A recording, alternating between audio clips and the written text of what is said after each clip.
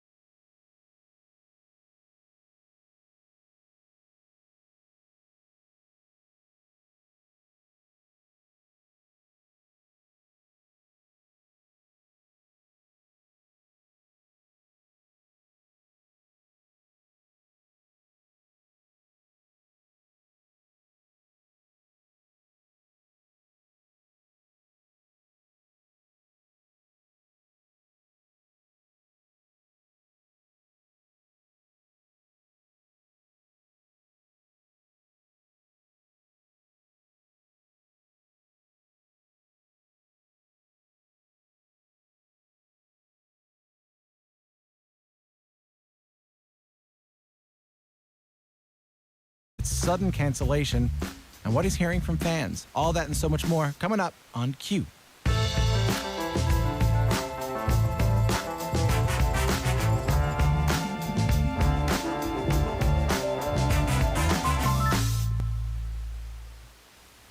Live from NPR News, I'm Jack Spear. Congress has signed off on a $1.9 trillion coronavirus relief measure, sending it on to President Biden. House lawmakers approving the bill despite solid Republican opposition over its cost. The package, which the president has said he'll sign, provides direct payments of up to $1,400 for millions of Americans, while also extending emergency unemployment benefits and boosting spending for coronavirus vaccines and testing. I want to thank Speaker Pelosi and the House of Representatives today for passing the bill, and I will be signing into law shortly. This bill represents a historic victory for the American people. The measure's passage is a clear victory for Biden just 7 weeks after taking office. It also provides billions to states and cities, schools, and ailing businesses affected by the pandemic. The second day of jury selection is wrapped up in the trial of Derek Chauvin, the former Minneapolis police officer charged with murder in the killing of George Floyd. NPR's Adrian Florido reports the day also brought a ruling on a possible new charge against Chauvin. 2 additional jurors have been chosen for the trial, bringing the total to 5. Among those chosen was the first black man, who during questioning said he was an immigrant to the U.S. One thing lawyers in the case are paying close attention to is the jury's racial makeup, given the important role of race in the trial. Meanwhile, the Minnesota Supreme Court has rejected an appeal from the defense aimed at stopping state prosecutors from adding a lesser third-degree murder charge against Derek Chauvin, which could make winning a conviction easier. The ruling makes the addition of that charge more likely. It also revives the possibility the trial could be delayed if the defense requests more time to prepare. Adrian Florido, NPR News, Minneapolis. The Senate has signed off on President Biden's choice to be the nation's attorney general. Lawmakers in a strong bipartisan vote approving Merrick Garland's nomination. It's a sharp contrast to the treatment Garland received in 2016 when he was nominated for a seat on the U.S. Supreme Court and Republicans refused to bring his nomination to the floor. Stocks finished mostly higher today as the $1.9 trillion COVID relief bill cleared its final hurdle in the House. More from NPR's Scott Horsley. The Dow rose nearly 1.5% to close above 32,000 for the first time. The broader S&P 500 index rose about 0.6%, and the tech-heavy NASDAQ was down just a fraction. The COVID relief bill, now on its way to the president's desk, is expected to give a boost to consumer spending in the U.S. It will deliver $1,400 payments to most Americans, just as wider vaccine distribution opens up new avenues for them to spend it. Some analysts worry about higher inflation in the months to come, but consumer prices in February were largely tame, with the exception of gasoline, which drove more than half the overall monthly price increase. Scott Horsley, NPR News, Washington. Taking a look at the numbers, the Dow was up 464 points today. The NASDAQ closed down 4 points. The S&P 500 rose 23 points. This is NPR. The European Union says it secured an agreement with Pfizer and BioNTech for an additional 4 million doses of COVID-19 vaccines to deal with a surge in coronavirus clusters that has led to some border restrictions. Those doses expected to be delivered by the end of the month. The EU's executive arm is worried about the worsening situation in several areas, in part due to the spread of new variants of the virus. 5 police officers in Oklahoma City have been charged with first-degree manslaughter for killing an unarmed teen last November. Quentin Chandler of member station KGOU has more. Stavian Rodriguez allegedly tried to rob a gas station, but the store clerk locked him inside and escaped. Police body cameras and surveillance video show Rodriguez climb out of a window after the store was surrounded by police. Multiple officers gave Rodriguez different commands. The 15-year-old then lifted his shirt to show police his waistline, dropped his gun on the ground, and then lowered his hands to his waist. That's when police shot him. Charging documents filed by the Oklahoma County District Attorney's Office claimed the officers did not need to fire lethal rounds. An autopsy found the teen was shot 13 times. For NPR News, I'm Quentin Chandler in Oklahoma City. Angered over an apparent failure by social media platform Twitter to remove banned content in Russia, authorities there say they'll slow down the speed of uploading photos and videos on the platform. Move just the latest by Russian officials to curb social media. Russia's communications watchdog group says it began the slowdown after the platform was accused of failing to remove content encouraging suicide among children, among other things. This is NPR. Support for NPR comes from NPR stations. Other contributors include the Robert Wood Johnson Foundation, supporting those working towards a day when no one has to choose between paying rent, putting food on the table, and protecting their health and the health of others. rwjf.org. You're listening to Q across Canada on CBC Radio 1 and across North America on Sirius XM 169 and from PRX. My name is Tom Power. Welcome to the show. Describing the film we're going to talk about today is not going to be easy, but I got to try. Just listen to the opening scene. They ask you, what do you want to be when you grow up?